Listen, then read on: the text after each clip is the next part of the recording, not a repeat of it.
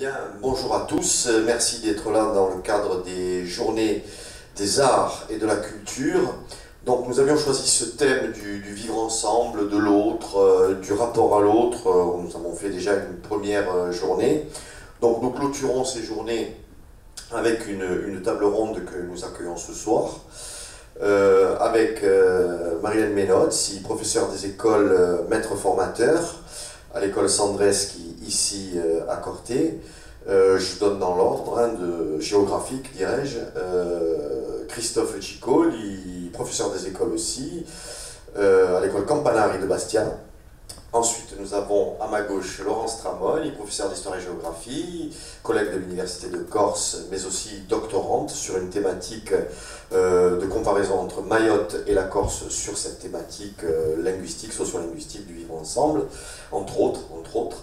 Et enfin Pascal Baldovini, étudiant en master MEF, donc professeur des écoles stagiaires à l'ESP d'Ajaccio, et qui fait un master professionnel sur ce thème de l'éducation bilingue, mais dédié aussi à la gestion de la diversité, ce qui est le cas aussi pour les collègues ici.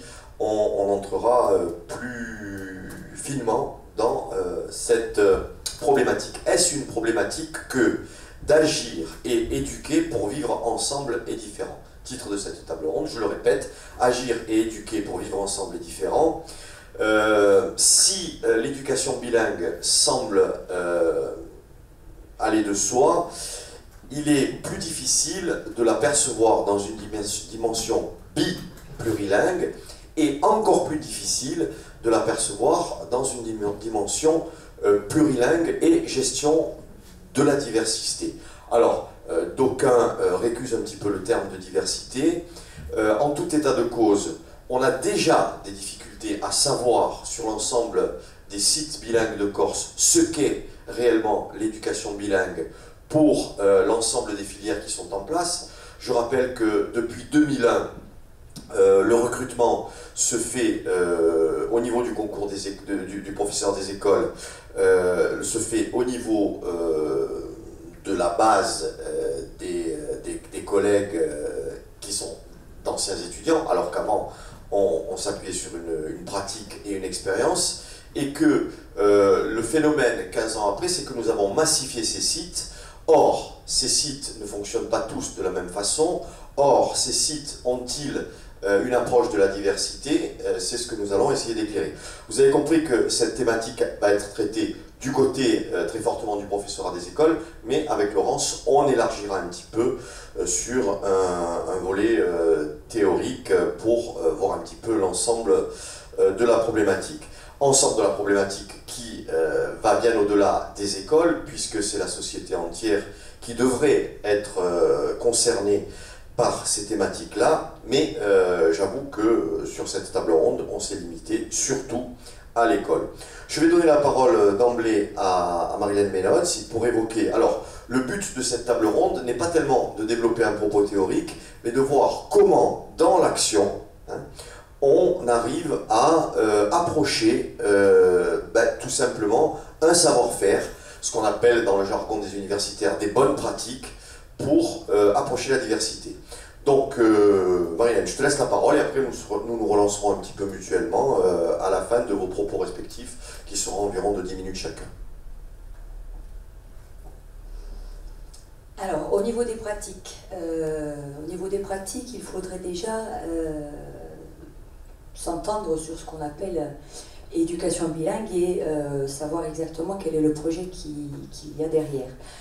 Quand nous avons commencé à travailler sur ce qu'on appelait éducation bilingue avec Pascal Arrivantós, ce qui n'existait pas auparavant en termes institutionnels, ça existait en termes d'expérimentation, d'expérience. Pascal Père, je le précise. Oui, Arrivantós, 1996. Ce qui n'existait pas, je disais, en termes institutionnels, c'est-à-dire reconnaissance de l'État, il fallait y mettre un contenu. Donc pour nous, ce qui nous intéressait, c'était d'y mettre un contenu et un projet. Alors nous, on y a mis un projet de société. Un projet de société, c'est-à-dire une égale reconnaissance des langues. Une égale reconnaissance des langues, ça veut dire une égale reconnaissance de la personne, du citoyen. Ça sous-tend évidemment une pratique, des pratiques, une reconnaissance de l'individu à part entière. Nous avions la chance à Riventos, c'était une classe unique, d'accueillir des publics extrêmement variés, ce qui nous permettait de pouvoir travailler sur une variété de registres de langues. Et à ce moment-là, nous étions dans cette variété, dans cette diversité linguistique, cette ouverture justement des langues. À ce moment-là, c'est riche, c'est ouvert, c'est intéressant. Et nous avons le contenu qui était derrière ces pratiques, c'était une ouverture. C'était un biplurilinguisme avant l'heure. Hein. On ne savait pas mettre ces mots-là derrière parce qu'on ne savait pas que c'était ça. Et adossé à une pratique pédagogique coopérative, pédagogie type Freinet, hein. Donc c'est une pédagogie centrée sur l'enfant, c'est-à-dire une pédagogie participative, active. C'est tout le projet de société, hein, c'est ça, hein, une construction de l'apprentissage par l'enfant lui-même. Hein. Ça s'appuie sur une participation active de l'enfant à son projet d'apprentissage. Qu'est-ce que ça veut dire? Ça veut dire que la construction de la semaine, la construction de l'apprentissage se fait sur la semaine, la quinzaine, le mois, la période, l'année, sur une pédagogie de projet, évidemment, construit avec l'enfant. Évidemment que l'enfant n'invente pas tout, l'enseignant est là pour le guider. Ce n'est pas une pédagogie directive, ce n'est pas une pédagogie magistrale. L'enfant participe complètement, entièrement à l'élaboration de sa carte d'apprentissage, je dirais. Ça veut dire qu'une fois par semaine, après à la classe et à l'enseignant de choisir à quel moment il jugera le plus favorable, de décider quand il institutionnalise ce moment de rencontre et de débat. Une fois par semaine, on se rencontre, on décide un moment de débat et dire voilà, bon ben, qu'est-ce qu'on fait, à quel moment on le fait, comment on le fait, où on en est. Ça implique un engagement direct de l'enfant. On en est là, on va faire ça, on va le faire comme ça. Il faut, pour faire ça, il nous faut ça. Si on veut faire ça, il va nous falloir ça. Ça, on l'a pas fait, il va falloir qu'on le fasse. Ça, ben, ça va être trop difficile, il va peut-être falloir faire ça avant ça, et bon, etc. Hein, il y a un cahier des charges, ben, c'est ça.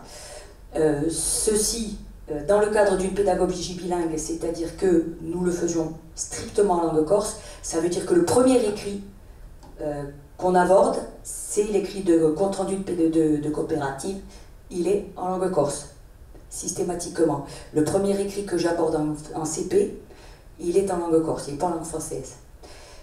Ça veut dire que, et ça c'était le grand débat et la grande difficulté quand j'ai commencé à travailler sur l'apprentissage de la lecture en CP, et je me suis longtemps posé la question jusqu'à ce que j'ai les réponses par des gens qui étaient beaucoup plus calés que moi dans ce domaine-là, des gens comme Duverger justement, à qui j'ai été posé la question pour savoir si je me plantais pas, parce que bon, c'est vrai que quand on rentre dans des démarches qui sont des démarches qui n'existaient pas avant, et on se demande si on est dans la bonne voie ou pas, ben, les enfants, je me suis aperçue que les enfants lisaient sans que je leur apprenne à lire. C'est-à-dire que le fait qu'ils soient confrontés à ces écrits en langue corse par interaction directe avec le fait que ben, on discutait, on préparait l'ordre du jour ensemble, par dictée à l'adulte évidemment, hein, je ne leur demandais pas évidemment d'écrire l'ordre du jour eux-mêmes, surtout en CP au début d'année, c'est pas possible. Donc par guider à l'adulte, on reprenait ensemble, on rédigeait le compte-rendu ensemble, on reprenait le compte-rendu. Au début, je travaillais aussi avec les ordinateurs, donc il y avait 2 secrétaires qui tapaient le compte-rendu. Étant donné qu'ils sont tout le temps en action et en interaction, au bout de quelques temps, ils arrivaient à lire sans que moi je sois intervenue pour qu'ils lisent. Et on travaillait comme ça en transfert de compétences du corse au français.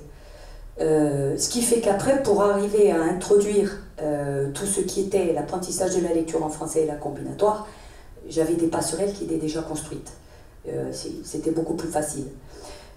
Il était facile après de travailler en transfert de compétences, par exemple, un exercice qu'on faisait très facilement, étant donné qu'on travaille aussi beaucoup, et ça c'est tout, on travaille beaucoup en pédagogie Freinet, c'est énormément, on travaille beaucoup en production d'écrit, c'est-à-dire que tout ce qui se fait en écrit est objectivé. Je n'ai pas de méthode de lecture. Je travaille sur les écrits, soit des écrits fonctionnels, soit les albums, soit des écrits proposés par les enfants, soit des écrits objectivés par les projets, c'est-à-dire lettres d'invitation pour les gens qu'on a besoin de faire venir en classe parce qu'on a besoin d'eux pour travailler sur un projet, soit parce qu'il y a des cartes d'invitation à faire, soit des cartes d'anniversaire, enfin, etc., etc. Ça, c'est suivant les projets. Donc, ce sont des écrits qui vont les obliger à accéder à ce savoir-lire. Et souvent, ce qu'on faisait, c'est que, par exemple, comme on travaille beaucoup en exposé aussi, je n'oblige pas à faire des exposés. On propose, les enfants font s'ils veulent. En règle générale, comme on travaille beaucoup collectivement sur ce genre de choses, comme ils voient faire et qu'ils voient à quoi ça ressemble, en règle générale, ils sont demandeurs de ce genre de choses. Et le fait de pouvoir montrer aux autres, ça les motive et ils rentrent dans cette dynamique. Là, par exemple, j'ai au moins 15 exposés en attente d'être présentés au fond de la classe. Il va falloir qu'on se dépêche parce qu'on va arriver à la fin de l'année, il faut vraiment que ça active. Donc, on travaille, ils présentent leurs exposés. Je n'exige pas qu'ils soient faits en langue corse, ils n'en ont pas la compétence. Ça, c'est pas possible. Par contre, quand ils présentent leurs exposés, la présentation de l'exposé, au fur et à mesure qu'ils présentent leurs exposés, on récupère la présentation de leurs exposés, on transpose en langue corse sous une autre forme. C'est-à-dire qu'on va, par exemple, ça va aboutir à une forme fiche d'identité. Et la fiche d'identité, elle sera rédigée en langue corse, on gardera la trace écrite, nos quadernos viscubertai au monde. Ça va aboutir à cette forme-là. Là, ce qu'ils vont garder, ils vont garder des données, les données principales, ils vont les garder en corse. Les évaluations, elles seront faites en corse. Pas forcément en français. Qu'est-ce qu'il y a d'autre? Oui, il y a d'autres choses, d'autres activités aussi qu'on mène dans le cadre de la coopérative.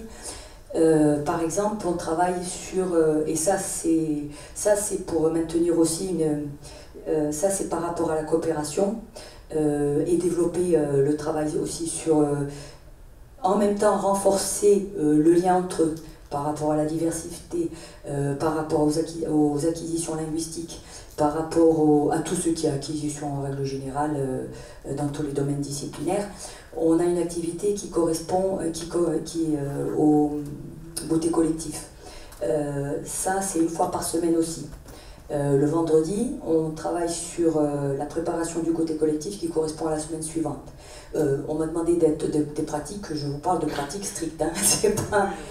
le vendredi matin, on élabore la fiche de goûter collectif, c'est-à-dire que j'ai un tableau au fond de la classe.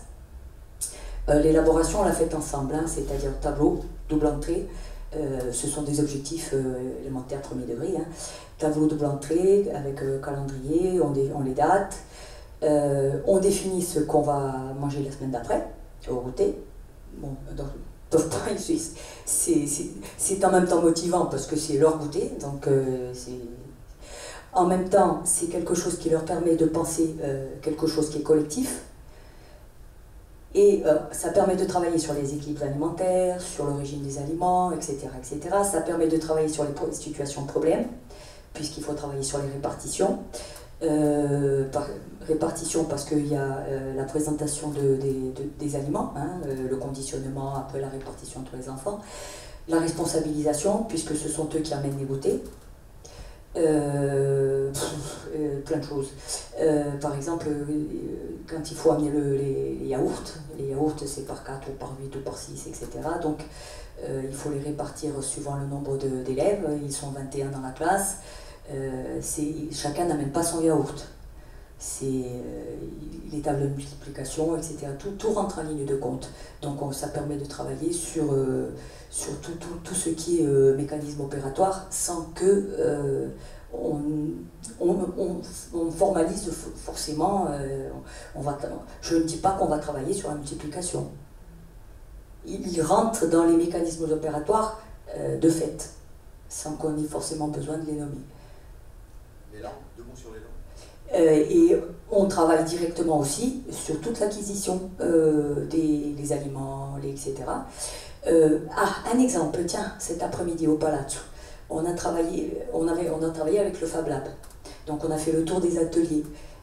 Sur les langues et sur le travail sur la diversité linguistique et le travail sur les langues et le plurilinguisme et des choses comme ça, ce sont des activités que je ne formalise pas forcément, mais que je travaille ponctuellement suivant les incidences. Là, par exemple, cet après-midi, ça s'est trouvé comme ça. On est passé dans le bureau c'était un atelier du designer. Et Alexandra demandait aux enfants, vous savez ce que c'est qu'un designer? Et les enfants connaissent le mot design. Donc, avant qu'elle ne dise la signification du mot designer, parce qu'elle était sur le point de dire ce que c'était le digistop. Et les enfants, j'aurais demandé, sapete ciò che chi dit un disegno? Chi fate quando fate un disegno? E i diti hanno capito subito ciò che era un disegno. E hanno saputo ciò che era un mistero di designer. Hanno capito subito, hanno fatto ed è così che da una lingua all'altra, poi noi a travailler dans parecchie lingue. Et c'est comme ça qu'on peut arriver à travailler sur plein de langues. Et on arrive comme ça à travailler sur du latin, sur du grec, on s'amuse comme ça à travailler sur... On fait des jeux de langues comme ça sur plein de langues comme ça, en lecture, en sciences, en géographie. Comment tu les trouves ces langues? Comment tu les recenses? Souvent, c'est... on a travaillé la dernière fois, on avait travaillé sur Le Chien jaune de Mongolie. Le film et l'album. Et alors le Chien jaune de Mongolie, c'est quand même pas évident parce que c'est quand même intéressant comme rien que au niveau de l'écriture. Mais c'est intéressant parce que on arrive à retrouver comme ça des traces de racines et ça leur plaît, ça leur plaît. Ok, bon, tu voulais nous montrer l'illustration, je crois, d'un travail qu'on avait fait, alors on l'avait fait il y a quelques années déjà, parce que bon, tous les ans, je ne fais pas toujours la même chose, puisque je travaille toujours sur des projets différents. Et on avait travaillé avec Sophie Tiendré-Béogo, qui était une étudiante en licence master, et qui était burkinabèse. Et bon, on travaillait avec elle parce qu'elle avait besoin d'un coup de main. Puis, j'avais jamais travaillé sur des langues d'Afrique, le moré était intéressé. Ça m'intéressait de travailler sur une langue qui était complètement différente de ce qu'on connaissait. Et elle était venue en classe et on avait travaillé sur du moré, comme ça s'était trouvé. C'est toujours intéressant d'enrichir un peu le... Et elle était venue travailler avec nous sur du moré, comme ça, en classe. On passe l'illustration? Ouais. Elle dure... Pas longtemps, on avait inventé une chanson comme ça avec Domet, et on y avait introduit un peu de moré comme ça, c'était par du comptage. Et on avait sur des mots simples, hein, c'était pas... Alors je la lance. Et par contre, on avait travaillé sur les instruments comme les percussions, des rythmes.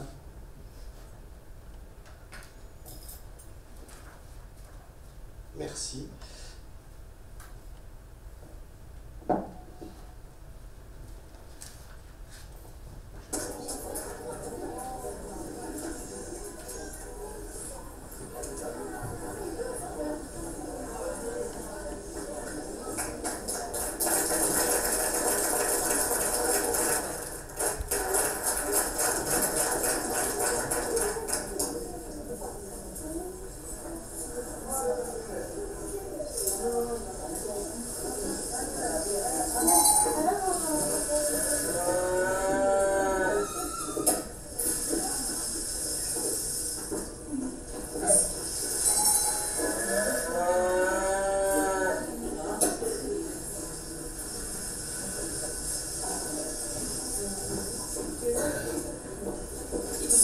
Sumbeyira, Tom Bulus Danyam Sepanga, Now William, Tirumai Bolinga, Sandatum Pudiide, Ambarum Kors, Châtaignier, la Burkina Terra.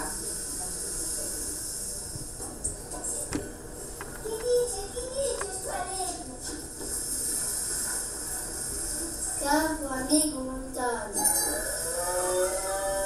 inscreva da Burkina,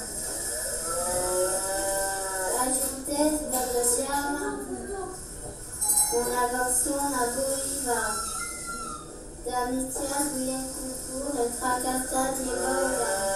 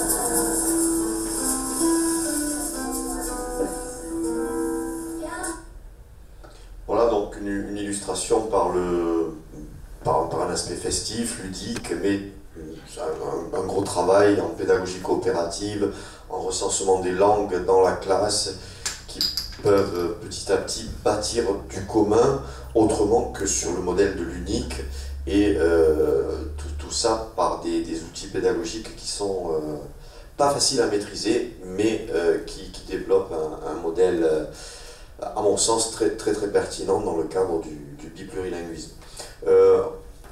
On va profiter de cette transition vers l'Afrique pour aller vers Mayotte, même si ça n'a pas vraiment à voir, et écouter Laurence Tramogne pour nous parler d'une expérience particulière qu'elle a depuis de longues années, enfin depuis quelques années avec Mayotte, je ne sais pas pourquoi elle serait longue, et évoquer aussi ce travail de thèse en cours sur une étude comparée entre Mayotte et la Corse. Tu as la parole, Laurence.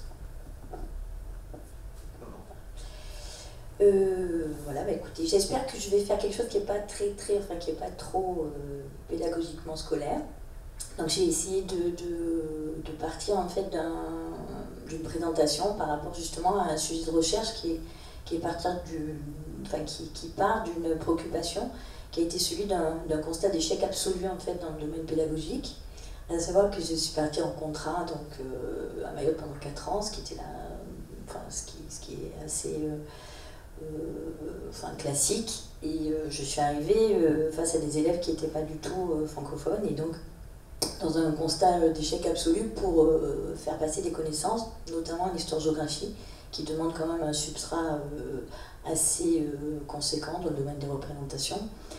Et c'est à partir de là que j'ai réfléchi et que, en quelque sorte, j'ai non pas réorienté ma carrière, mais que j'ai eu une réflexion en fait, dans le domaine linguistique. Donc je pars en fait de ce constat-là et je vais essayer de remonter pour arriver jusqu'à maintenant pour que vous puissiez avoir en fait en quelque sorte des repères chronologiques. Voilà. Alors j'ai fait un petit plan en fait sur cet exposé donc pour revenir sur cette expérience éducative, et j'ai essayé de faire peut-être un petit point sur le contexte plurilingue et le multiculturalisme, donc qui a donné pour moi en fait, ça a été l'occasion d'une recherche-action. Alors je ne sais pas si tout le monde fait bien la différence entre recherche-action et recherche tout court. Donc à Mayotte j'ai commencé en fait en quelque sorte un master, enfin pas en quelque sorte, un master en linguistique, et comme j'étais en professionnel puisque j'enseignais déjà, j'ai choisi, enfin j'ai opté pour une recherche-action. Donc la recherche-action par rapport à la recherche au sens strict, normalement doit apporter en fait des réponses, et en tout cas essayer de mettre en place une remédiation. Alors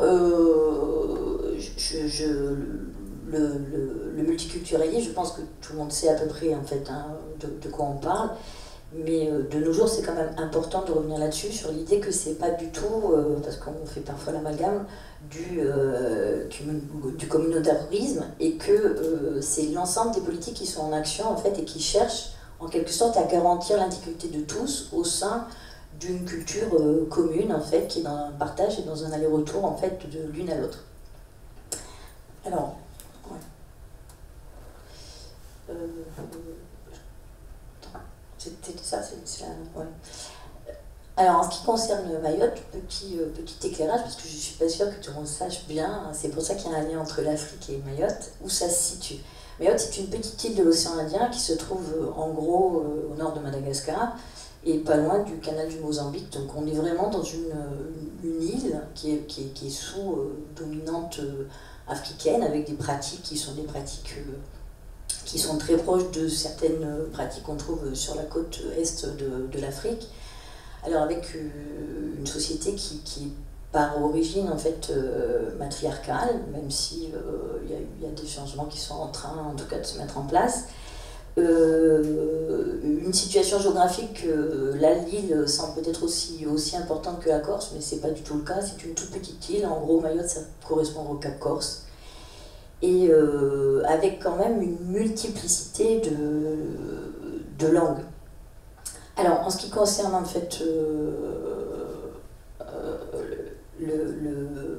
les petits rappels historiques en fait. Hein. Mayotte, c'est une île qui est restée française depuis 1843, donc il y a un vrai passé colonial avec une histoire en fait qui est liée évidemment à l'industrie sucrière au 19e siècle, donc en lien avec la Réunion. Et ensuite, cette industrie s'est cassée la figure à Mayotte, mais l'île puisque les Comores c'est un archipel, donc il y a d'autres grandes îles, et Mayotte a décidé de rester française. Avec tout ce que ça implique ensuite de difficultés en termes en quelque sorte de développement, puisqu'on est quand même en face d'une île qui a toutes les caractéristiques d'une île avec en tout cas un retard de développement en termes de pauvreté, d'infrastructures, etc. Voilà.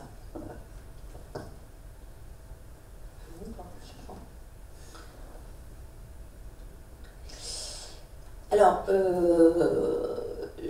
l'expérience du plurilinguisme et du multiculturalisme à Mayotte, ça a été pour moi lié à ce particularisme, et en particulier, donc il y a une diversité. Alors, particularisme constitutionnel, il y a la coexistence à Mayotte de deux états civils, un de droit commun et un de droit local, puisque en fait il y a encore une justice du Cadi, puisque c'est évidemment Mayotte, c'est terre d'islam, hein, c'est-à-dire que c'est aussi en fait une particularité. Et socio-économiquement, je vous le dis, donc un très gros décalage en fait avec la métropole et bien évidemment avec la Corse. Hein. Alors une population aussi, là on est dans toutes les caractéristiques de la population en fait, des pays en développement, donc avec un boom démographique, population extrêmement jeune.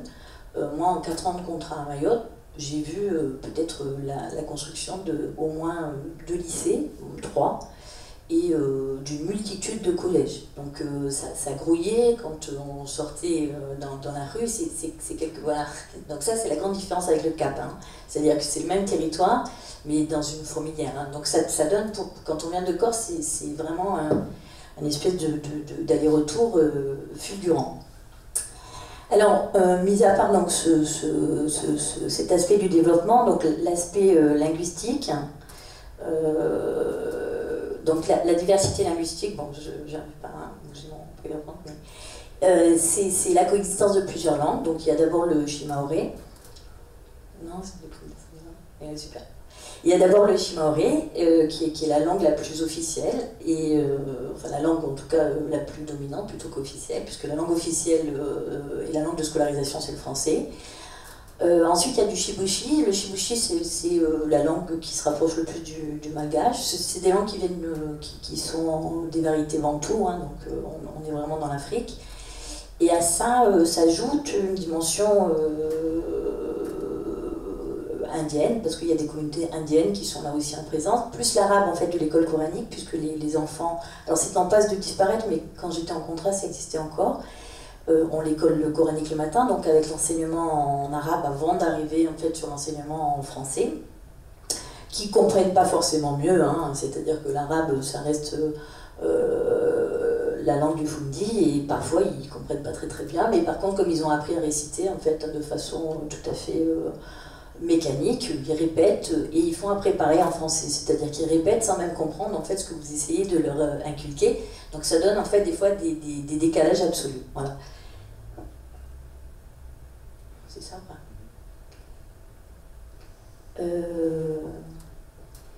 Alors le travail de recherche donc, que j'ai initié à Mayotte, c'était un travail sur, donc il avait 2 volets en fait. Au départ c'était un travail en sociodidactique sur justement les représentations et l'échec scolaire. Donc comment il pouvait y avoir en quelque sorte un lien entre des représentations spécifiques, culturelles, différentes, et sur la difficulté à faire passer forcément en histoire-géographie des notions, des concepts qui étaient parfois tellement étrangers que ça correspondait à rien en fait dans la représentation traditionnelle. Alors ça a permis en fait de faire, en quelque sorte de mettre en avant l'idée qu'il y avait une culture d'apprentissage, et que quand la culture d'apprentissage n'était pas présente, forcément les notions qu'on apportait étaient beaucoup plus compliquées à mettre en place. Alors je vous ai en quelque sorte fait un point, voilà, sur une, hein, il y en a plein d'autres mais j'ai pas voulu rentrer dans les détails. Donc ça c'est l'exemple en fait d'un devoir d'histoire. Donc évidemment la thématique c'est l'Église en Occident, 12e donc 14e siècle. Et il y a deux petits exercices. Donc le premier, en fait, c'est une définition des mots-clés qui ne sont pas forcément si évidents, quel que soit le niveau, mais donc qui reprennent quand même des notions qu'on a vues en classe, hein, de la leçon. Et ensuite, il y a un portail de l'art roman, en fait, qu'il faut compléter, etc. Alors, sur la première partie, en fait, sur la définition des mots, là, évidemment, les élèves se sont plus ou moins débrouillés. En fait, ça dépend les élèves, mais un peu moins, en fait, au niveau du répertoire, parce que ça, c'est compliqué, hein, puisque c'est le retour à l'écrit, le rapport à l'écrit. Par contre, sur la porte, la description est globalement acquise. Par contre, ce qu'on voit très bien, enfin, je ne sais pas si vous avez, si je peux zoomer, en fait, sur le document. Non. Hein. Alors, si vous, enfin, je ne sais pas si vous voyez bien, mais sur le document, en fait, qui montre le tympan, vous avez, on demande en fait qu'est-ce qu'il y a comme étape après la mort. Et donc l'élève répond en fait que parmi en fait les différentes ce qui peut arriver après le paradis, pour essayer en fait d'accéder au paradis, il faut donc il prie les 5 piliers et donc il y a une interférence absolue entre les 5 piliers d'islam et l'idée en fait du paradis. Donc on voit qu'il y a une espèce de syncrétisme. Alors sur évidemment la religion, ça fonctionne très bien, c'est-à-dire qu'on n'est pas très loin, c'est une religion monothéiste, donc il y a des rapports, donc ça c'est des choses qui passent très bien. Ensuite, sur d'autres leçons, c'était beaucoup plus compliqué, donc il y a des décalages qui sont liés justement à une difficulté en fait de vocabulaire et évidemment dans le domaine disciplinaire. Alors, sur la typologie des difficultés rencontrées, et qui montrent en fait une certaine... enfin, pour certains même, on peut parler de fracture linguistique. Il y a sur les représentations des différences, puisque l'accommodation, c'est-à-dire l'ajustement nécessaire, n'est pas forcément présent. Donc ils ont parfois en fait des difficultés. Et en particulier, en fait, sur peut-être en histoire-géographie, sur des représentations qui leur sont propres, notamment sur la vision du monde, qui n'est pas du tout celle de l'Occident, qui est très centrée en fait, hein, et ils ont une difficulté aussi à percevoir le temps long, parce qu'ils sont sur beaucoup de récits d'oralité, en fait, avec des récits courts sur le conte, comme on retrouve en Afrique, et donc pour eux, très difficile de se percevoir sur du temps long. Donc tout ce qui était exercice de frise, etc., et la chronologie était des exercices qui étaient très difficiles à mettre en place, en tout cas pour arriver à des résultats d'acquisition réels. Voilà. Alors ça c'était bon, c'est les schémas d'analyse en fait, hein, comment on passe en fait d'un point de vue en sociodidactique en fait des écrits et comment on peut en quelque sorte les analyser en fait pour essayer de mettre en place des paramètres qui permettent de voir. Donc moi j'avais dégagé plusieurs choses. Donc compréhension de la consigne, reprise et formulation, donc quand ils commencent à comprendre un tout petit peu. Représentation attendue, en fait on voit que sur les représentations attendues, par exemple celle du monde, sur l'église, ça a à peu près fonctionné puisqu'on en a 60%, donc c'est que en quelque sorte c'est bon. Par contre de l'espace, vous voyez que là ça baisse beaucoup plus, donc beaucoup plus difficile. Voilà.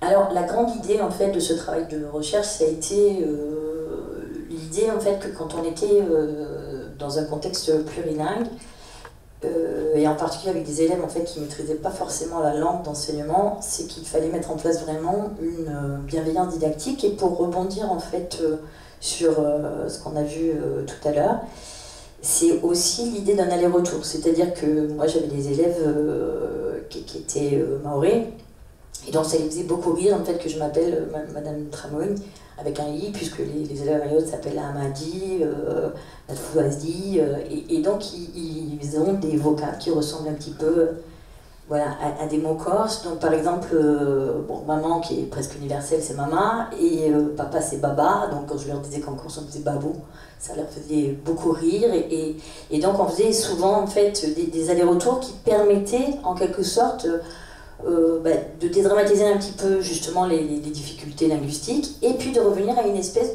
d'appropriation, c'est-à-dire de la langue française par rapport à leur langue, et d'aller-retour qui permettait en quelque sorte une certaine, en tout cas une certaine fluidité en fait, hein, et qui permet ensuite de revenir sur des concepts plus difficiles. Donc moi j'avais noté, donc, parce que je pense que vraiment, en plus c'est un concept à la mode, mais je pense qu'on peut l'appliquer à l'éducation, je ne suis pas sûre qu'on l'applique tous les jours. Mais moi, j'ai eu un avant et un après Mayotte, c'est-à-dire que avant, j'étais plutôt dans l'exigence de l'école de la République, c'est-à-dire de ce qu'on attend, du travail, etc. C'est vrai, avec des objectifs, hein, puisque nous, on a un corps professoral où on est évalué, on est jugé sur le maintien des programmes, la validation d'un certain nombre de notions. Donc, on est jugé sur des résultats, en quelque sorte, qui sont assez précis. Et ensuite, après Mayotte, j'ai été beaucoup plus dans une certaine bienveillance avec les élèves en général. C'est-à-dire, en fait, avec une autre relation. C'est-à-dire que je pense que le plurilinguisme et le multiculturalisme permet ça. On est dans un rapport à l'autre qui est différent, où on revient beaucoup plus dans une dimension qui est proche du français langues étrangères, et donc dans un aller-retour qui est enrichissant pour les deux. C'est-à-dire aussi bien pour les élèves que pour l'enseignant. Donc ensuite, évidemment, donc la conceptualisation, qu'en Corse on avait déjà fait hein, sur le matériel pédagogique, mais à Mayotte ça commence, et l'idée du bilinguisme commence à apparaître. Hein. Et pour dépasser évidemment, donc je l'ai noté, la norme et la culture livresque, hein, qui est toujours la base, la référence essentielle. Valoriser l'oralité, en particulier à Mayotte, parce que c'était important, hein, il se raconte beaucoup, donc il y a cette notion du conte. Donc développer les compétences orales, parce que c'est ce qui maîtrise le mieux et en premier, et ensuite voilà, exercer évidemment une bienveillance didactique. Alors d'une île à l'autre, le passage est un peu délicat, c'est pour, bon forcément à l'issue de ces 4 ans je suis revenue en Corse, et donc cette diversité en quelque sorte, je l'ai perçue différemment, c'est-à-dire que je suis rentrée et il m'a semblé en fait qu'on pouvait peut-être faire un parallèle, ou en tout cas le mettre sur une perspective mondiale de diversité et essayer d'en tirer peut-être une modélisation, en tout cas réfléchir à quelque chose pour voir comment ça pouvait s'intégrer sur un phénomène plus général. Voilà. Je vais peut-être un peu plus vite parce que... Donc je suis revenue et j'ai fait un travail, donc j'ai repris en fait ce qu'Alain avait mis en place en problématique. Sur l'école peut-elle didactiser la pluralité culturelle et linguistique des sociétés modernes. Et je suis partie d'un phénomène qui en histoire est un phénomène central, qui est le phénomène de transition. Donc on l'applique à la transition démographique, à la transition urbaine, et c'est ce qui permet en fait en quelque sorte de voir à quel moment une société passe d'un temps, en quelque sorte de l'époque moderne à l'époque contemporaine. Comment on passe d'un régime haut à un régime bas. Et il m'est apparu, enfin il m'a semblé en fait être dans ce type de phénomène, dans le domaine linguistique aussi, même si c'est peut-être quelque chose qui n'a pas été beaucoup conceptualisé. Cette expérience, en fait, cet aller-retour m'a paru évident, c'est-à-dire qu'il me semble que la Corse, elle est dans le registre bas, elle est sortie de la transition linguistique, et Mayotte est en tout début, c'est-à-dire eux ils rentrent dans la transition linguistique avec le phénomène de diglossie, en fait qu'on trouve à un autre stade, et des mesures en fait d'adaptation d'un point de vue de la politique linguistique qui sont complètement différentes. Voilà, c'est-à-dire que d'un côté en fait on s'adapte pour essayer justement de parler français mieux, de s'intégrer, d'avoir une perception du monde qui est un peu plus peut-être uniforme entre guillemets, et de l'autre côté on peut se démarquer parce que cet apprentissage il est réel, il a été fait et on l'a dépassé, mais par contre on ne veut pas forcément perdre ce qui faisait la culture initiale et la langue première. Voilà, donc on est pour moi à 2 niveaux complètement différents en fait, du phénomène de transition. Et l'étude comparative, je trouvais, permettait à mon avis, c'est ça que j'aimerais faire, de montrer ce passage-là. Et pour finir, en fait, parce que je vais conclure là-dessus, donc j'ai conceptualisé le phénomène de transition rapidement, il va falloir le décliner, faire quelque chose de beaucoup plus construit, mais c'est quand même un peu ça. Donc l'idée d'un bilinguisme qui est en avant et qui est en place, aussi bien éducatif qu'institutionnel. Et à Mayotte, ça commence, mais c'est pour apprendre mieux le français. Donc il y a une... Voilà. Donc pour conclure en fait sur l'aspect en fait... je crois qu'on en a passé 2. Voilà. Sur l'aspect historique, puisque je suis historienne de formation, c'était un petit retour à Fernand Braudel, qui est un historien majeur et qui a beaucoup théorisé en fait sur l'histoire de la France, donc qui est un peu les ouvrages sont anciens, mais ceci dit, en fait, il y a quand même une espèce de phénomène qui perdure. Donc, il note que l'Hexagone n'est pas la seule mesure à laquelle il faille se référer. Au-dessus ciel, il y a l'Europe, et au-dessus de l'Europe, le monde. Et il cite un autre historien qui est un historien majeur. Marc Bloch l'affirmait d'ailleurs, il n'y a pas d'histoire de l'Europe, il y a une histoire du monde. Et la seule histoire véritable est l'histoire universelle. Donc, agir et éduquer, en fait, dans ce contexte, c'est tenir compte des particularismes et contextualiser savoir-éducation en fonction du territoire, en fait. Donc, le lien, c'était celui-là. Et pour finir, parce qu'on était dans cette actualité, donc j'ai repris les propos de Marco Biancarelli, qui justement sur l'action citoyenne, qui disait que agir c'est à notre propre échelle, au cœur de nos sociétés. Il faut que nous redevenions des citoyens actifs, que nous réinventions des lieux de combat pacifiques pour que des pans de pouvoir plus importants reviennent au peuple, renforcer tout ce qui entraîne l'échange des savoirs et la mise en réseau des bonnes volontés. Donc en quelque sorte, c'est ce qu'on est en train d'illustrer. Et cette idée de va-et-vient, en fait, qui est importante, c'est-à-dire de ne pas rester figé sur sa propre culture, d'essayer de voir, en fait, ce qui peut enrichir de l'extérieur, et d'être sur un aller-retour, en fait, qui est toujours enrichissant dans les deux sens. Voilà. Merci Laurence, on pourra peut-être revenir sur cet intérêt de la comparaison entre les transitions. C'est vrai que le point commun, c'est sans doute, parce que c'est une découverte aussi, que nous sommes dans des chantiers de transition linguistique comme ça, qui, respectivement par île, ont un intérêt. Peut-être que les transitions aussi sont permanentes, c'est aussi une discussion. Je vais donner la parole à Christophe Uccicoli pour partager une expérience longue de quelques années aussi en site bilingue. Campanari, je crois, est un site, à mon sens, exemplaire, puisque j'ai eu la chance de le visiter dans le cadre de tournées de recherche sur le terrain. Et il m'a semblé que cette école-là, il s'en disait, quartier populaire de Bastia, au sud de Bastia, avait su depuis longtemps d'abord travailler en site bilingue à travers un ensemble de collègues, développer une expérience, entre autres expériences en Corse, hein, et enfin aller vers une vocation interculturelle par essence même dans la mesure où la diversité est présente. Tu as la parole. Ouais, donc évidemment, je vais rebondir sur le propos de Mme Tramone, parce que nous, on a rencontré, enfin je dis on parce que moi je représente l'équipe de l'école de Campanard, sur la maternelle élémentaire, hein, on travaille tous sur le même projet, que je vais expliquer plus tard. Donc on a rencontré cette université en Corse.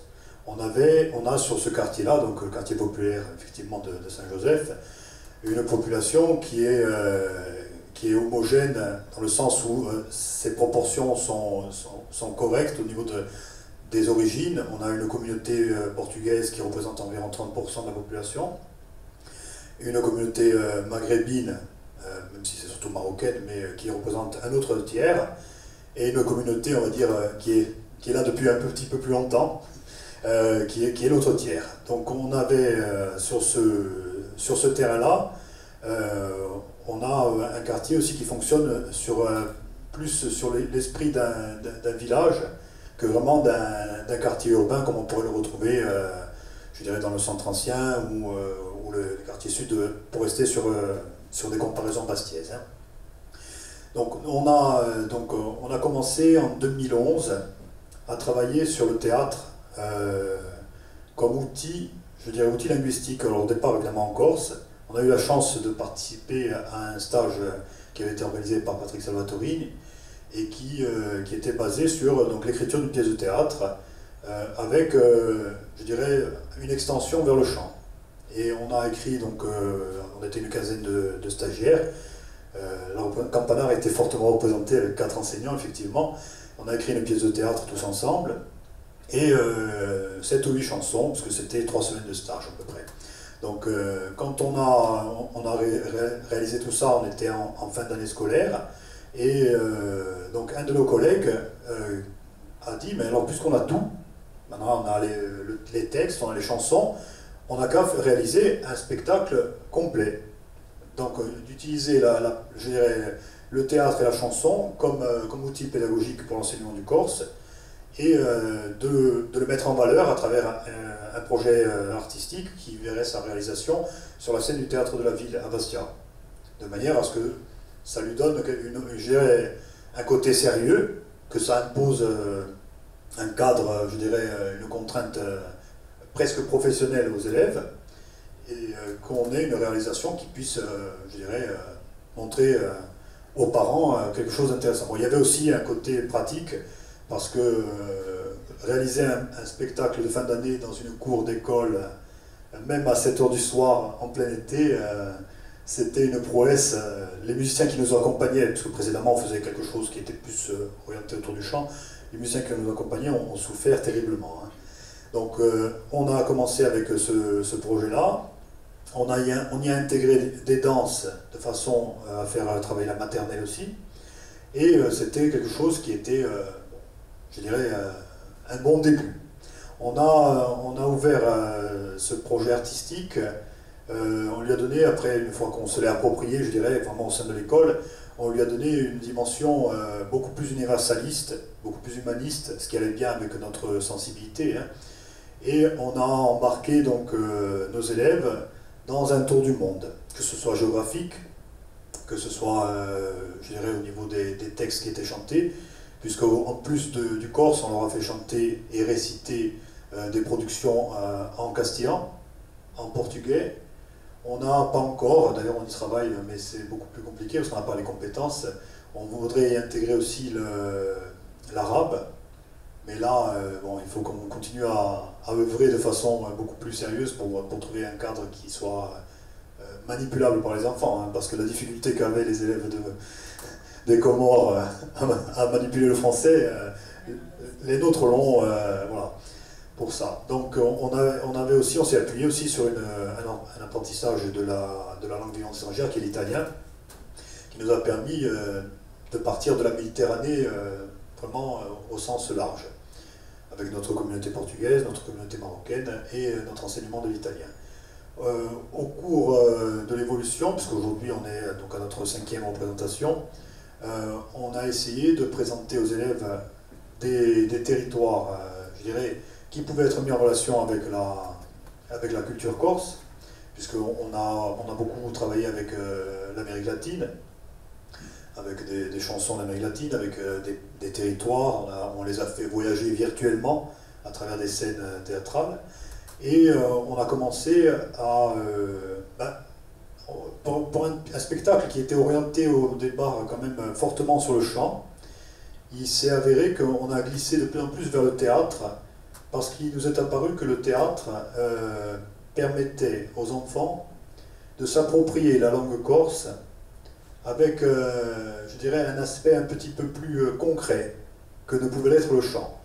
Alors évidemment, on était très prudent parce que le chant en Corse a une aura qui est quand même, du point de vue historique, extraordinaire, hein, dans la transmission. Hein, tout ce qui a été le riacuis depuis les années 70 a été fait énormément à partir du chant. Hein. Et donc on s'est déplacé petit à petit vers le théâtre et on s'est aperçu que les élèves s'appropriaient les textes, même ceux qui n'étaient pas forcément, je veux dire, au cours des répétitions collectives, qui n'étaient pas forcément de leur ressort. On voyait des élèves de CP qui répétaient, qui jouaient des dialogues du CM2, qui jouaient des dialogues du CE2, peu importe, des scènes comme ça. Et on s'est aperçu de ça dans la cour de récréation. Et puis au cours de je dirais, de nos circulations dans le quartier, on s'est aperçu que ça prenait une ampleur qu'on n'avait pas imaginée, puisque les parents d'élèves nous disaient, mais on les a entendus, qu'est-ce qu'ils font par l'école? Parce qu'on les a entendus parler corse. L'autre jour, sous ma fenêtre, il y avait des élèves qui parlaient corse. Évidemment, ils ne parlaient pas spontanément. Ils répétaient des dialogues, comme on a pu le faire nous, autour des séries de dessins animés, de cinéma, quand on était peut-être plus petit. Mais ils utilisaient le corse dans un contexte qui pouvait être de la communication. Et ça nous a forcé à écrire des dialogues qui étaient beaucoup plus proches de la réalité, qui étaient peut-être moins théâtrales, qui étaient peut-être moins formelles, mais qui reprenaient des expressions, des situations de communication qui étaient beaucoup plus concrètes. Alors aujourd'hui, notre volonté d'utiliser le corse comme instrument d'intégration dans une société ouverte sur le monde, il va vers la rencontre de personnages, alors au début historiques, et puis on a changé au fur et à mesure des années. On leur a fait rencontrer des personnages qui allaient, je dirais, de Diogène à Gabriel Garcia Marquez, de façon... Oui, mais on n'a pas peur, je dirais. Donc, et cette année, on a fait le choix, puisque la pièce, l'intrigue de la pièce, elle s'articulait autour d'une enquête policière, on a fait le choix de prendre des personnages scientifiques de façon à mettre, je dirais, la thématique générale de l'enquête qui court tout le long de la pièce de théâtre, de l'accorder avec des gens qui étaient eux aussi à la recherche de la vérité. C'était une vérité scientifique. Donc on va leur faire rencontrer des personnages comme Marie Curie, comme Galilée. C'est ce qui nous a permis déjà de travailler avec des artistes comme Patricia Gattagé, Stéphane Casalt, dans le cadre d'un projet qui s'est déroulé au Théâtre à l'Albor, à Dimantigue. On avait été invité par la ville de Bastia et par Stéphane Casalt. Donc les enfants ont pu déjà commencer à travailler sur ce projet en amont. C'était une seule classe, hein. Et ils ont chanté les chansons en ligure. Donc, puisqu'on avait une invitée à Dimantigue, elle recevait Roberta Loyoz, qui était donc une artiste génoise, et ils ont pu donc interpréter ce chant-là en ligure et ainsi s'ouvrir avec l'aide de la professeure d'italien qui vient là une fois par semaine leur donner un enseignement, qui est Lydia Morfino, qui enseigne l'italien à travers le CAR, l'ancienne structure du consulat d'Italie, hein. Et on a réussi donc à faire déjà cette avant-première-là et à montrer aux élèves que tout ce qui peut être utilisé en Corse, ça va leur permettre de rencontrer des passerelles à travers tout un tas de langages. Alors vous avez cité l'exemple de Baba et Mama, qui sont en fait de l'arabe, hein, qu'on rencontre évidemment, c'est extrêmement universel, mais à travers le portugais, on a pu montrer qu'il y avait des passerelles extraordinaires entre le corse et le portugais. On a eu des élèves d'origine roumaine qui ont aussi alors, des proximités gigantesques avec le corse. On a tout un travail pédagogique autour d'un voyage scolaire en Italie tous les ans, qui nous permet de visiter la ville de Gênes, donc, et de rencontrer tout un tas de personnes à travers nos visites dans les musées d'art moderne, dans les musées scientifiques, dans tout ce qui est, par exemple, l'aquarium de Gênes, etc. Toutes les visites sont faites en italien. Avec ma collègue, on fait les interprètes si nécessaire, mais on a finalement des élèves qui n'ont pas une grande difficulté à percevoir le sens général de ce qui leur est exposé. Donc on va continuer, nous, notre projet en essayant d'ouvrir au maximum tout ce qui nous est offert comme langue, même maintenant avec des élèves qui arrivent donc des pays de l'Est, etc. On va essayer de proposer aussi, je dirais, une ouverture plus large sur la Méditerranée, en continuant, j'espère, à travailler avec l'association Animantigue, et de leur faire, je dirais, ouvrir... alors il avait été proposé cette idée un peu, bon, c'est symbolique, mais plutôt que d'utiliser, je dirais, la Corse comme un regard vers Gênes, avec toutes les associations linguistiques, culturelles, géographiques et historiques qu'on peut y porter déjà, de la placer plutôt au centre d'une diagonale et d'ouvrir à notre école et tous les acteurs qui sont là vers le Maghreb, vers le Maroc, et d'essayer de travailler avec des acteurs, je dirais, comme il en vient souvent au cours des représentations comme les théâtrales, comme les festivals musicaux qu'il y a à Bastia.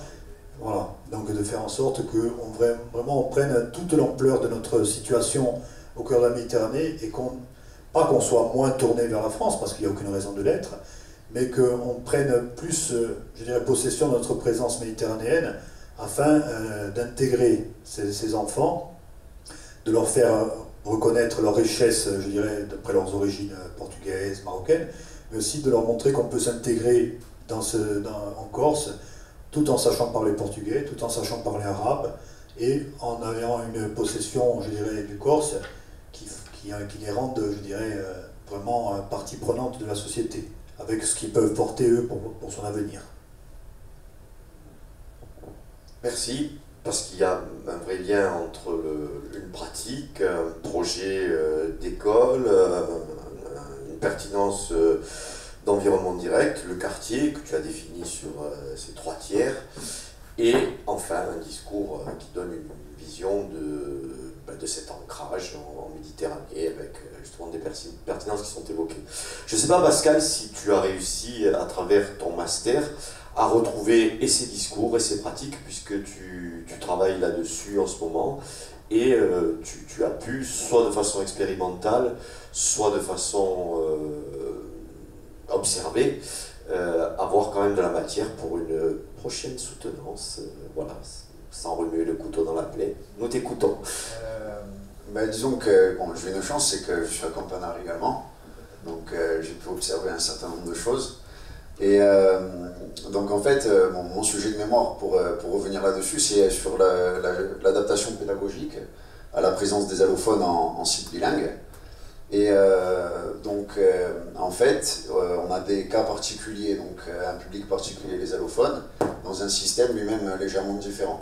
Et alors, bon, par exemple, à Campanar, j'ai eu la chance cette année, il y en a 4 qui sont arrivés, donc on a pu réfléchir dessus. Et en fait, ce dont je me suis aperçu, c'est que la présence des bilingues révélait un certain nombre de choses sur l'école bilingue en général. Et une des choses, en fait, et c'est ça qu'on voit à Campanar, c'est que quand ça marche parce que c'est fait d'une certaine façon, de façon artisanale, ça repose sur des volontés individuelles. Donc à Campanar, c'est une somme d'individualité où il y a vraiment une cohésion entre donc, tous les enseignants. Et on voit aussi une volonté de se faire plaisir, et de se faire plaisir entre enseignants et avec les enfants. Et ce qui fait que parfois, quand ça ne s'articule pas, on peut se demander de façon extérieure si l'école bilingue joue vraiment son rôle. Donc l'idée en fait sur ce thème-là, c'était comment articuler la langue dans l'école et l'immigration pour un bénéfice mutuel. Comment on peut intégrer les allophones par exemple dans l'école grâce à la langue corse, et comment on peut s'appuyer sur leur présence et sur l'immigration en général, parce qu'à Campanar, il y en a beaucoup d'enfants qui ne sont pas allophones, mais par exemple qui sont bilingues parce qu'à la maison on parle portugais ou arabe, et qui ont aussi le langage, donc le français et le corse appris à l'école. Comment on peut s'appuyer sur ce public-là pour favoriser le statut de la langue corse au final.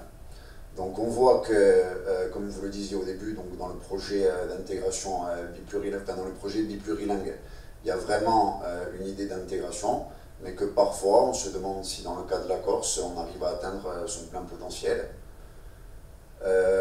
Donc voilà, les vertus du projet biplurilingue, on ne va pas s'étendre là-dessus, on en a un peu parlé, mais disons qu'il y a une idée vraiment de partir du particulier vers l'universel, donc en partant de 2 cultures. Il y a des vertus de décentration et d'ouverture qu'on essaye de transmettre aux enfants, et qui devraient donner à terme, si on a réussi à mener le projet à bien, des individus plus tolérants et plus ouverts aux autres cultures. Donc j'ai mené quelques entretiens avec pas mal de professionnels de l'éducation en Corse, et il y a un constat unanime qui revient, c'est que la langue serait un outil d'intégration majeur. Alors je dis serait parce qu'on voit qu'en fait en pratique, le discours n'est pas toujours suivi des faits. Donc en fait, pour intégrer les publics, on peut s'appuyer sur des articles universitaires, donc faits à l'extérieur. Le premier, en fait, il nous dit que pour réussir l'intégration, il faut 4 points. Une interrogation et une concentration constante sur la pertinence des usages langagiers en production ou en réception. Une qualité de langue très haute de la part des enseignants dans toutes les langues enseignées. La valorisation de ce type d'apprentissage par les familles et leur compréhension des spécificités, des avantages et désavantages de l'enseignement bilingue. Et enfin, un socle de compétences solides et précoces dans la langue première des élèves. Donc dans le cadre de l'intégration, c'est surtout les 2 derniers points qui nous intéressent. Et si on s'intéresse à l'exemple catalan, qui est qu'on peut comparer et en même temps opposer à l'exemple corse, parce qu'il y a aussi beaucoup de différences. Donc dans le premier, Ignasi Vila, il explique qu'en fait, le développement des compétences en catalan par les allophones, elle ne vient pas forcément d'une didactique spécifique, mais elle vient de la volonté du public à s'intégrer. Et en même temps, il explique que dans le cadre de l'apprentissage linguistique, l'obligation est très mauvaise conseillère, ce qui fait que lui, ce qu'il propose, c'est plutôt que de faire un lien directement entre l'élève et le catalan de manière immédiate, c'est en fait de valoriser ce que l'enfant amène avec lui à l'école, donc c'est-à-dire sa culture, sa langue, pour qu'ensuite lui-même il se sente bien et qu'il fasse le premier pas vers la culture locale. Ensuite, donc il explique aussi un constat qu'il fait régulièrement en Corse, c'est que l'école ne peut pas jouer ce rôle d'apprentissage linguistique seule, et qu'il faut pour ça l'appui de la société civile. Et le troisième article, c'est aussi un article catalan qui en fait nous montre que en Catalogne, ils arrivent à apprendre le catalan aux allophones, ça prend du temps, il faut environ 4 ans. À 4 ans pour arriver aux compétences minimum de l'école, et 5 ans pour arriver en concurrence avec, avec les natifs. Bien sûr, ce n'est pas vrai pour tous les allophones, mais pour une partie, en tout cas de la cohorte, ça fonctionne. Et c'est là qu'on voit que c'est intéressant, parce qu'en Catalogne, la langue qui est parlée par tout le monde et qui est vraiment indispensable à la communication, c'est le castillan. Et donc on se rend compte qu'en fait, en apprenant le catalan, ce n'est pas une stratégie purement utilitaire, mais c'est aussi une stratégie d'intégration qui est développée par les allophones.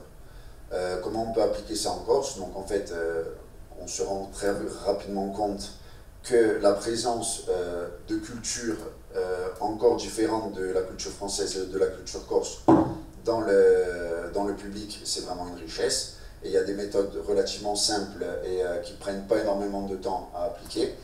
Donc par exemple, il y avait un article que vous avez écrit conjointement à Mme Ménoz et M. Di Meglio, qui est intéressant, donc l'œuf du coq, donc pour expliquer.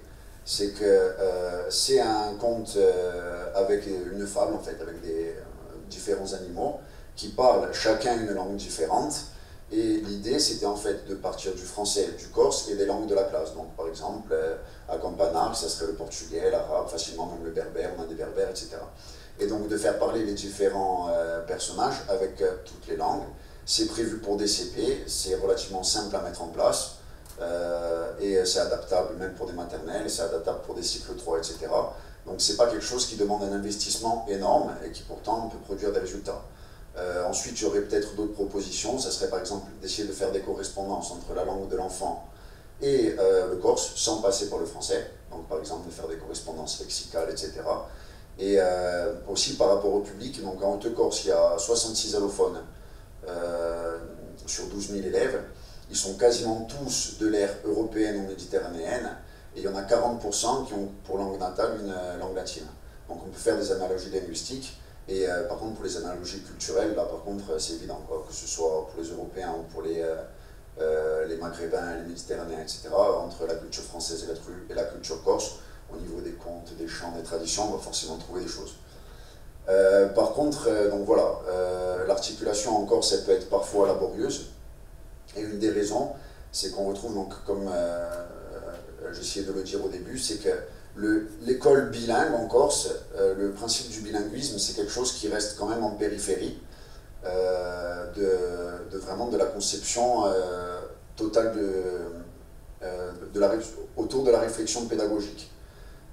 Et on s'en rend compte, par exemple, donc, dans le cadre de la formation que je suis cette année à l'ESP ou à l'IEN, ou à l'inspection, on va parler très régulièrement du bilinguisme, on va parler très régulièrement d'autres problématiques, dont la problématique des publics à besoins éducatifs particuliers.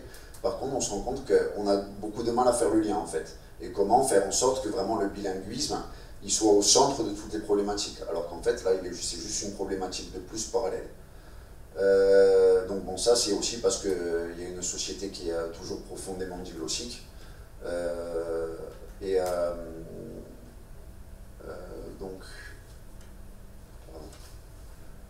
Donc voilà, en fait, dans les stratégies d'intégration qui vont être développées par les familles d'immigrés, on voit qu'en fait la langue corse, c'est vraiment une problématique secondaire. Et ils sont très souvent encouragés, même par les locaux, dans cette logique, même si c'est de manière involontaire. Et donc en fait, ils ne vont pas prendre ce qui en théorie, selon les entretiens que j'ai menés, est une ressource d'intégration, un outil d'intégration, ils ne s'en servent pas. Et donc ça fait écho au troisième point du premier article, sur la valorisation de ce type d'apprentissage pour les familles. Ça nécessite vraiment un lien entre les familles et l'école. Et ça, je pense que ça doit être à l'initiative de l'école. Notamment, on ne peut pas attendre que ça vienne des familles.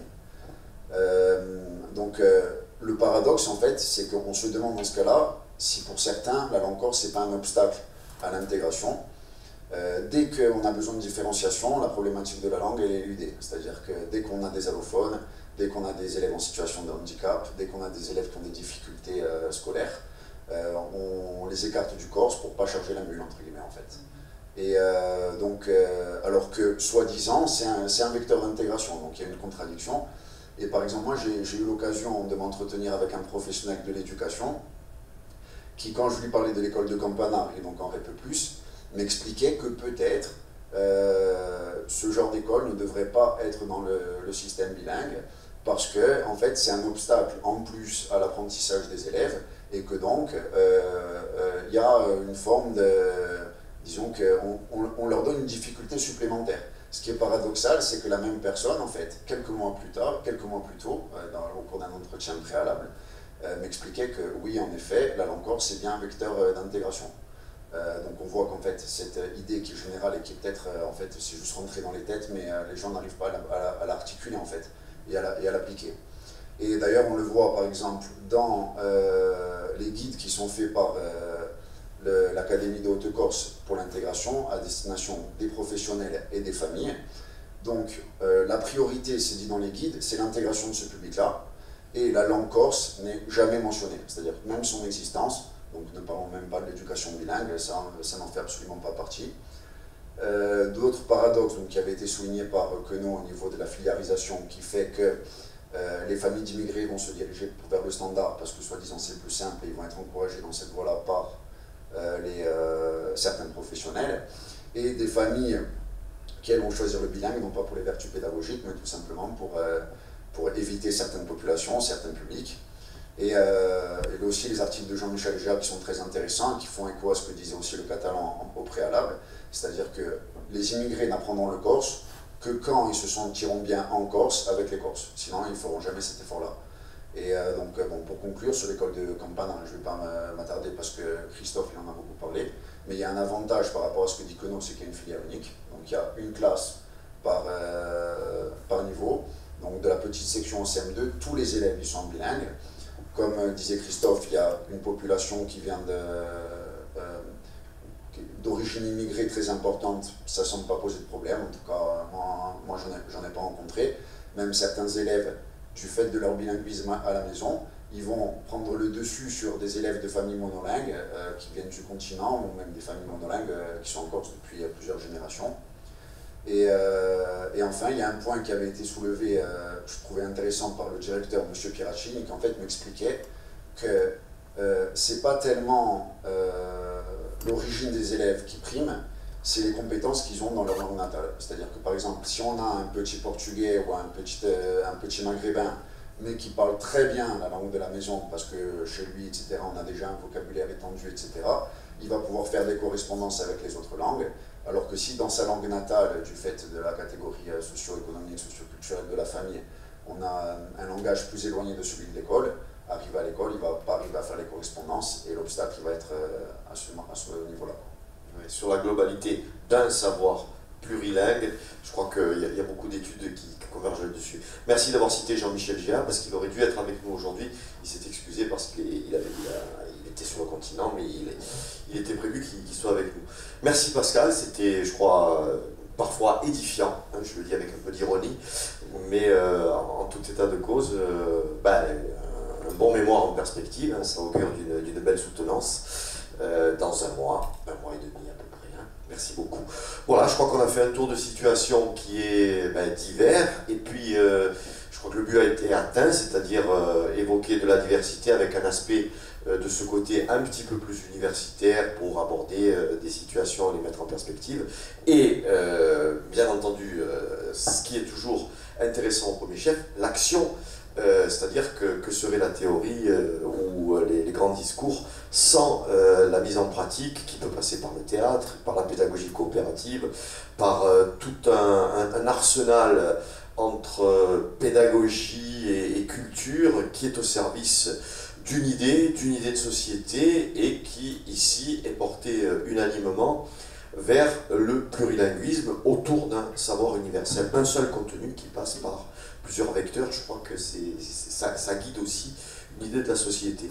Bien, moi il me reste à vous remercier chaleureusement pour ce témoignage et j'espère qu'on en tirera le meilleur profit et nous continuons dans cette voie, dans cette idée du biplurilinguisme scolaire qui est la forme du commun que beaucoup d'entre nous se sont donnés, ont choisi. Merci.